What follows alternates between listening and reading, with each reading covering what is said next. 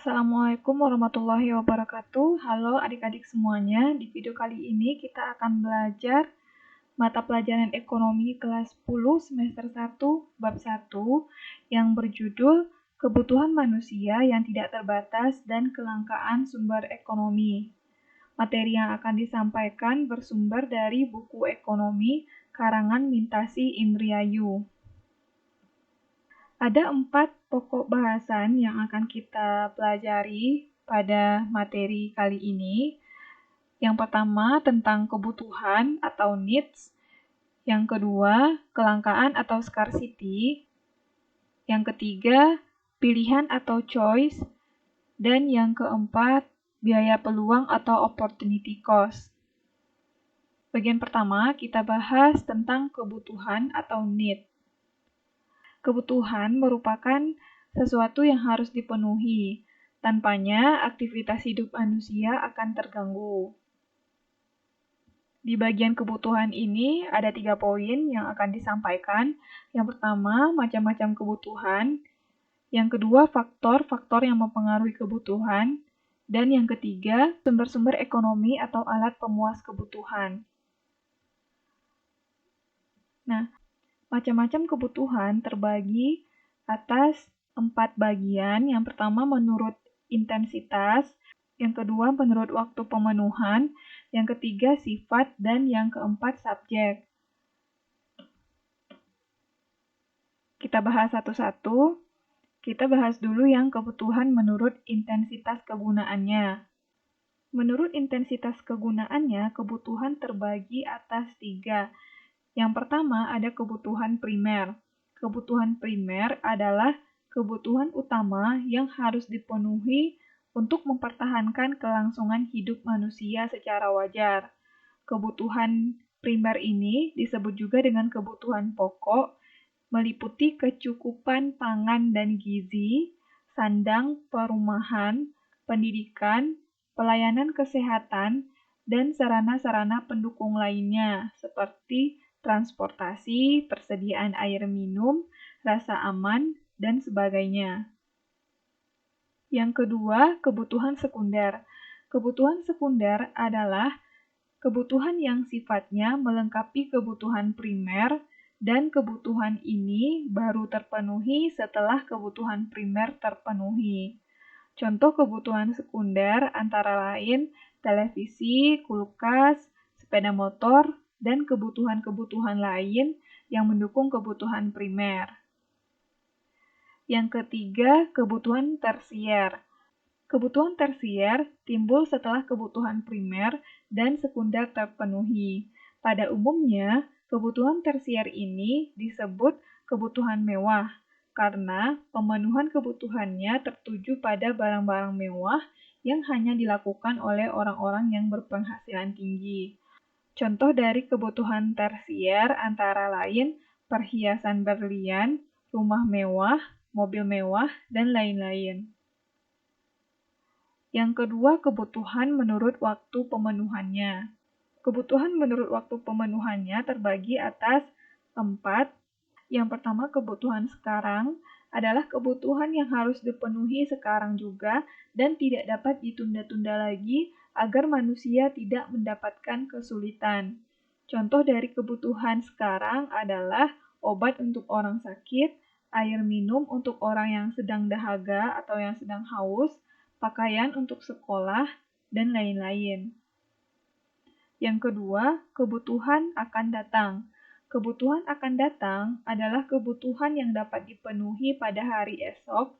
Bila kebutuhan ini tidak terpenuhi, tidak akan berakibat fatal bagi kelangsungan hidup seseorang.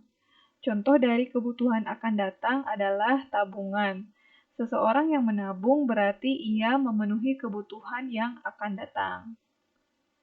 Yang ketiga, kebutuhan yang tidak terduga. Kebutuhan yang tidak terduga muncul jika sesuatu terjadi secara tidak terduga yang sifatnya insidentil. Contohnya adalah orang yang tiba-tiba sakit akan membutuhkan obat atau perlu diperiksa oleh dokter. Yang keempat, kebutuhan sepanjang waktu. Kebutuhan ini terjadi sepanjang waktu dan tidak ada batasannya. Contohnya adalah belajar menuntut ilmu. Yang ketiga, kebutuhan menurut sifatnya. Menurut sifatnya, kebutuhan terbagi dua. Yang pertama, kebutuhan jasmani. Kebutuhan jasmani adalah kebutuhan yang secara alami dirasakan oleh fisik atau jasmani manusia. Kebutuhan ini meliputi seluruh kebutuhan yang sifatnya kebendaan. Misalnya, kebutuhan akan makan, pakaian, olahraga, rumah, dan lain-lain. Yang kedua, kebutuhan rohani adalah kebutuhan yang sifatnya memperoleh kepuasan rohani. Kebutuhan ini tidak tampak secara nyata. Hanya orang yang bersangkutan yang merasakan secara langsung. Jika kebutuhan ini terpenuhi, manusia merasa secara batiniah terpuaskan kebutuhannya, dan ia akan merasa bangga, bahagia, senang, ataupun perasaan gembira.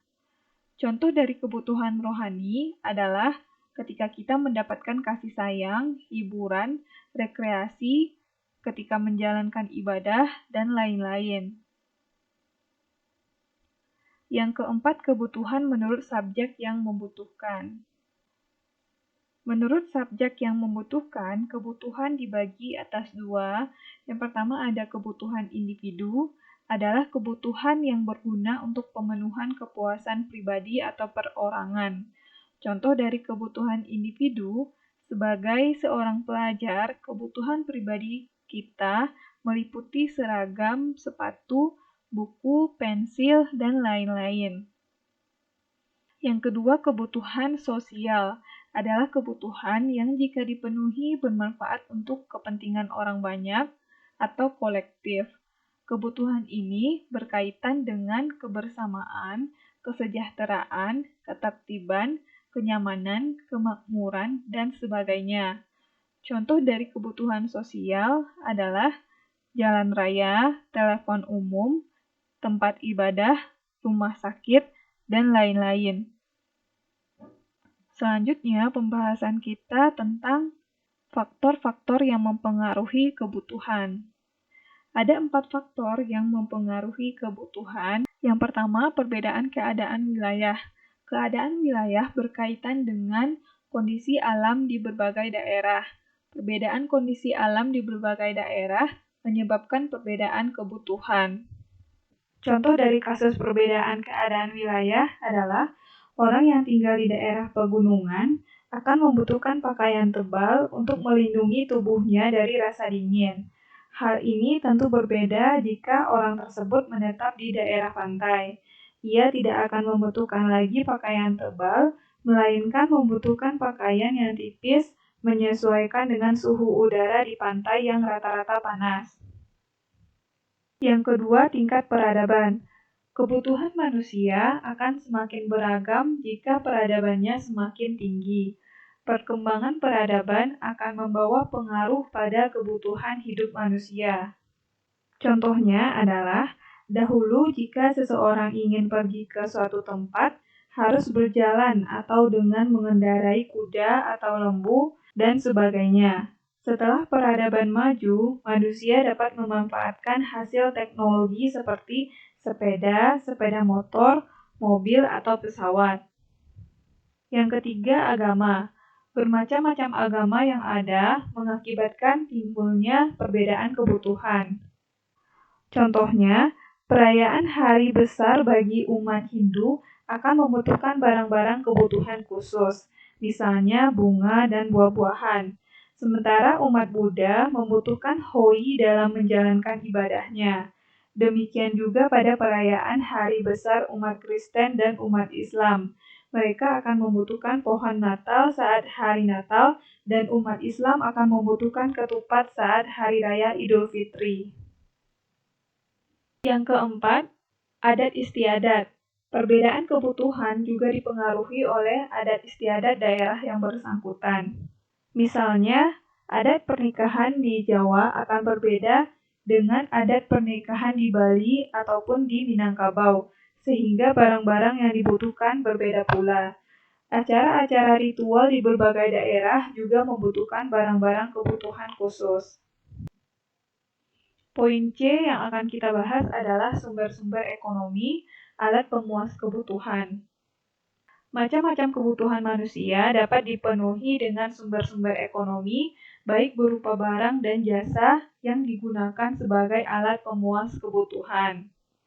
Barang adalah benda yang berwujud, dapat diraba, dirasakan, dan dapat dilihat oleh alat indera kita.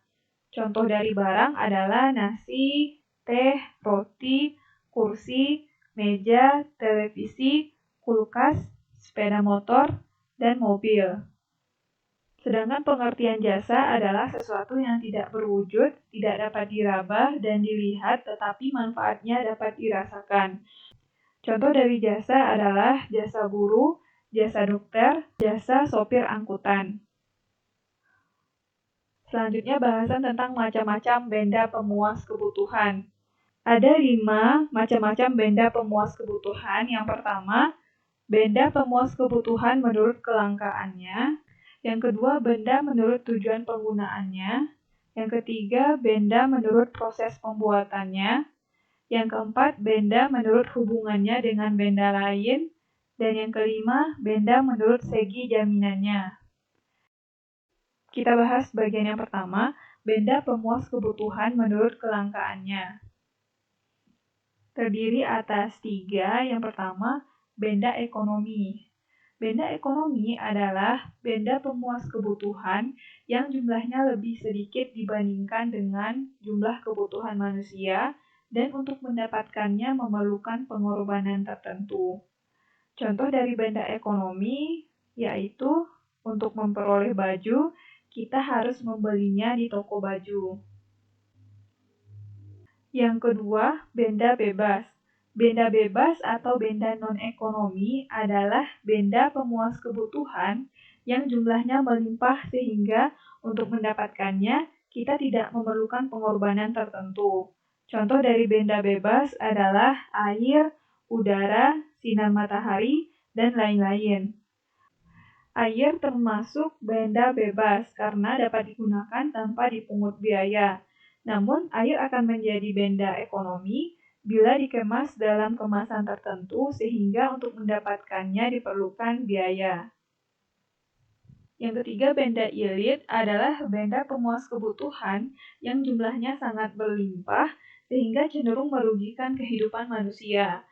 Contoh dari benda ilit ini adalah air.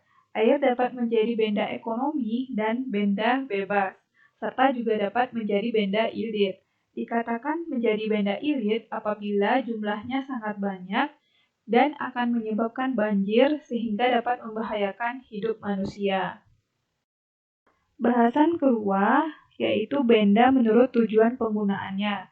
Terbagi atas 2. Yang pertama, benda konsumsi adalah benda siap pakai yang langsung dapat digunakan tanpa melalui proses pengolahan lagi. Dengan kata lain, benda yang langsung dapat digunakan untuk memuaskan atau memenuhi kebutuhan. Contoh dari benda konsumsi yaitu sepeda motor, sepatu, minuman, minyak tanah, dan lain-lain. Yang kedua, benda produksi adalah benda yang digunakan dalam proses produksi untuk menghasilkan benda lain atau benda baru. Contohnya mesin, bahan baku, truk, alat-alat kantor, dan lain-lain. Yang ketiga, benda menurut proses pembuatannya. Benda menurut proses pembuatannya terbagi atas 3. Yang pertama, bahan mentah adalah bahan yang belum pernah mengalami proses pengolahan. Bahan mentah disebut juga dengan bahan baku. Contohnya, dari hasil tambang, bahan mentah contohnya adalah minyak bumi, tembaga, timah, perak, batu bara. Dari hasil hutan, bahan mentah contohnya adalah kayu, damar, dan rotan. Dari perkebunan, contoh dari bahan mentah adalah teh, tembakau, dan kopi. Dari hasil pertanian, contoh dari bahan mentah adalah padi, palawija, dan sayuran. Yang kedua, bahan setengah jadi adalah bahan yang sudah diolah tetapi belum menjadi produk akhir. Agar menjadi bahan siap pakai, bahan setengah jadi ini perlu pengolahan lebih lanjut. Contoh dari bahan setengah jadi adalah benang. Bila diolah lebih lanjut, benang akan menjadi kain. Kain bila diolah lebih lanjut akan menjadi baju yang siap dipakai. Yang ketiga, bahan siap pakai atau bahan jadi adalah bahan yang siap dikonsumsi untuk memenuhi kebutuhan. Contohnya, tas, sepatu, baju, dan lain-lain. Yang keempat, benda terbagi atas dua. Yang pertama, benda komplementer. Benda komplementer adalah benda pemuas kebutuhan yang berguna atau bermanfaat jika dipakai bersama-sama dengan benda lain. Apabila benda-benda tersebut tidak digunakan bersama-sama, salah satu di antaranya kurang berguna. Contoh dari benda komplementer adalah Yang pertama, contohnya, sepeda motor atau mobil tidak akan dapat berjalan jika tidak sepeda digunakan motor dengan atau mobil bensin. bersifat komplementer dengan bensin. Yang kedua, kompor gas tidak akan berguna jika tidak dipakai dengan gas. Yang ketiga, ballpoint tidak akan dapat digunakan bila tidak ada tinta. Yang kedua, benda substitusi adalah benda pemuas kebutuhan yang saling menggantikan fungsinya. Artinya, suatu benda yang dalam pemakaiannya dapat menggantikan benda lain. Contoh dari benda substitusi adalah jika tidak ada ballpoint untuk menulis, dapat digantikan dengan pensil. Bila tidak ada sepatu, dapat digantikan dengan sandal. Bila tidak ada komputer, dapat digantikan dengan mesin ketik. Yang kelima, benda menurut segi jaminannya. Menurut segi jaminannya, benda dibedakan menjadi dua. Yang pertama, benda bergerak adalah benda yang dapat dipindahkan tempatnya dan biasanya dapat digunakan sebagai jaminan untuk memperoleh kredit jangka pendek, lebih kurang 1 tahun. Contoh dari benda bergerak adalah barang-barang elektronik seperti TV, tab, komputer, dan lain-lain. Yang kedua, benda tidak bergerak adalah benda yang tidak dapat dipindah-pindahkan tempatnya dan biasanya dapat digunakan sebagai jaminan untuk memperoleh kredit jangka panjang. Contoh dari benda tidak bergerak adalah tanah, rumah, gedung-gedung perkantoran, sawah, dan sebagainya. Pembahasan yang kedua, setelah pembahasan tentang kebutuhan, kita akan membahas poin kedua, yaitu tentang kelangkaan atau scarcity. Kelangkaan tidak berarti segalanya sulit diperoleh. Kelangkaan dapat diartikan adanya ketidakseimbangan antara jumlah kebutuhan dengan sumber daya ekonomi yang ada. Karena jumlah kebutuhan beragam dan terus meningkat, sementara itu jumlah sumber daya ekonomi atau alat pemuas kebutuhan sangat terbatas. Situasi atau keadaan di mana jumlah alat pemuas kebutuhan dirasakan kurang atau tidak cukup untuk memenuhi kebutuhan manusia, mengakibatkan manusia harus melakukan pilihan di antara alternatif-alternatif yang paling menguntungkannya dari penggunaan alat pemuas kebutuhan tertentu. Berikut ini sebab pokok timbulnya kelangkaan. Yang pertama, sumber-sumber daya ekonomi atau alat pemuas kebutuhan terbatas jumlahnya.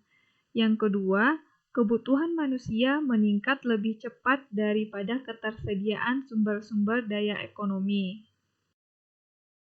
Kelangkaan menurut ilmu ekonomi mengandung dua pengertian. Yang pertama, langka karena jumlahnya tidak mencukupi dibandingkan dengan jumlah kebutuhan.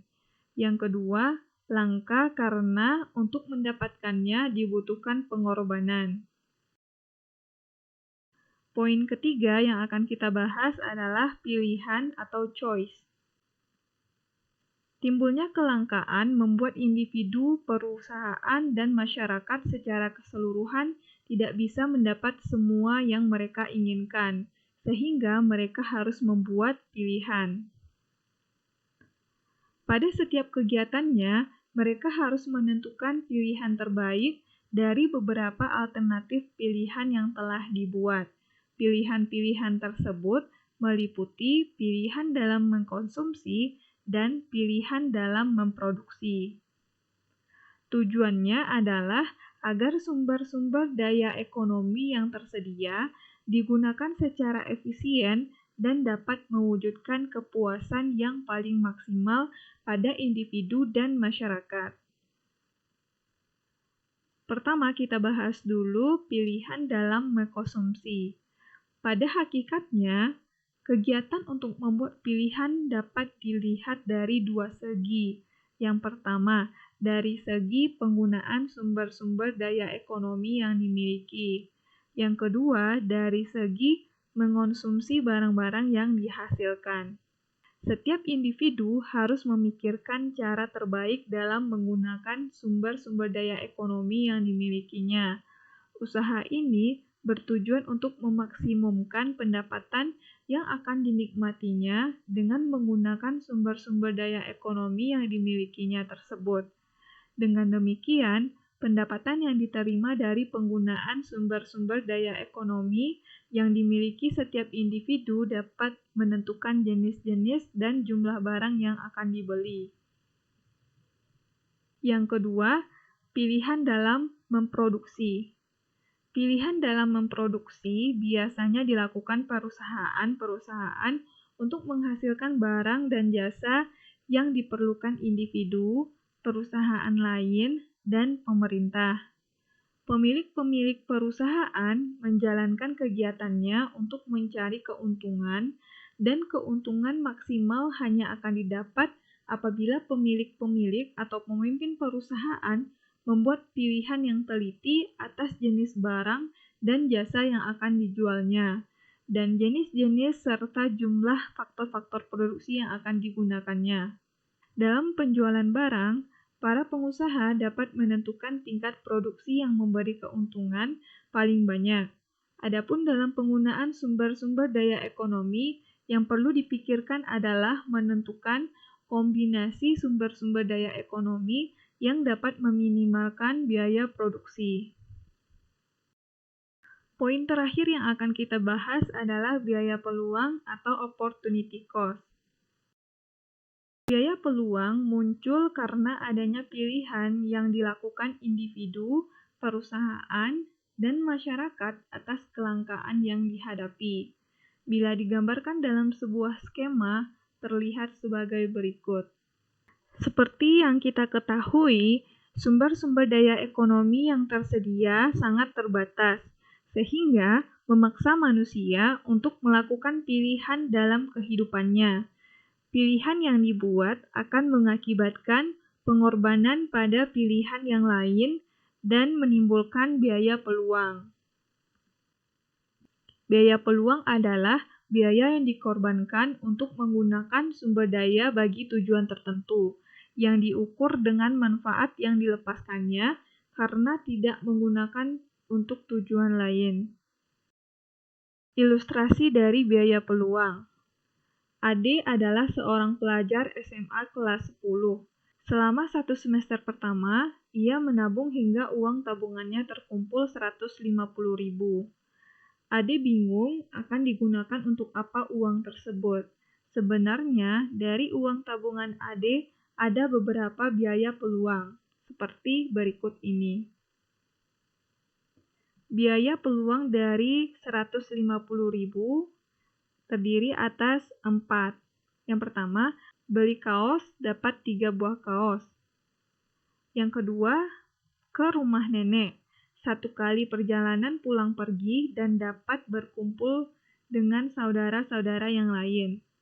Yang ketiga, nonton film 6 kali nonton. Yang keempat, rekreasi dengan teman-teman 1 kali perjalanan dan mendapatkan pengalaman yang mengasihkan. Menghitung biaya peluang. Dari beberapa biaya peluang, ternyata Ade lebih memilih membelanjakan uang tabungannya untuk membeli kaos dan kemeja. Dengan uang yang dimilikinya, Ade harus membuat berbagai kombinasi pilihan seperti yang terlihat pada tabel di bawah ini. Tabel 11 merupakan kombinasi pilihan Ade yang terdiri atas kombinasi A, B, C, D, E, dan F. Dari 6 kombinasi ini, kombinasi A tidak dipilih oleh Ade karena uang yang dimiliki Ade tidak mencukupi untuk memilih kombinasi A. Karena uang yang dimiliki oleh Ade 150.000, sedangkan uang yang harus dikeluarkan jika Ade memilih kombinasi A adalah 175.000. Kombinasi B, ia mendapatkan 1 kemeja dan 2 kaos, tetapi uangnya masih lebih. Uang Ade berlebih 25.000 jika memilih kombinasi B. Kombinasi C, ia mendapat 2 kemeja dan 2 kaos. Karena ingin mendapat kaos lebih banyak dan memaksimalkan uangnya, Ade memutuskan untuk memilih kombinasi E. Pada kombinasi E ini, Ade akan mendapatkan 2 tambahan kaos dengan mengorbankan 1 kemeja. Lanjutan dari menghitung biaya peluang, apabila digambarkan atau dijelaskan dalam bentuk kurva akan terlihat seperti gambar kurva 1.1. Garis miring pada kurva menunjukkan garis batas antara kombinasi yang bisa dicapai, yaitu titik C, E, dan F. Adapun yang tidak dapat dicapai terlihat pada titik A, B, dan D. A ini sebenarnya titiknya berada di luar garis. Karena Ade lebih memilih banyak kaos, jadi dia memilih titik E. Biaya peluang ini tidak selalu berhubungan dengan uang, namun dapat juga berupa kesenangan, keuntungan, waktu, pengalaman, dan ilmu pengetahuan. Dan perlu juga kita ingat bahwa pengambilan keputusan biaya peluang tergantung pada tujuan dan situasi individu yang bersangkutan. Contohnya Ade ini dia lebih memilih banyak membeli jumlah kaos dibandingkan dengan jumlah kemeja. Jadi titik yang dia pilih adalah titik E, di mana dia membeli sebanyak 4 kaos dan 1 kemeja. Sekian materi kita pada kesempatan kali ini. Terima kasih udah nonton video ini. Semangat belajar, jangan lupa subscribe dan share juga video ini ke teman-teman kalian yang lainnya. Assalamualaikum warahmatullahi wabarakatuh.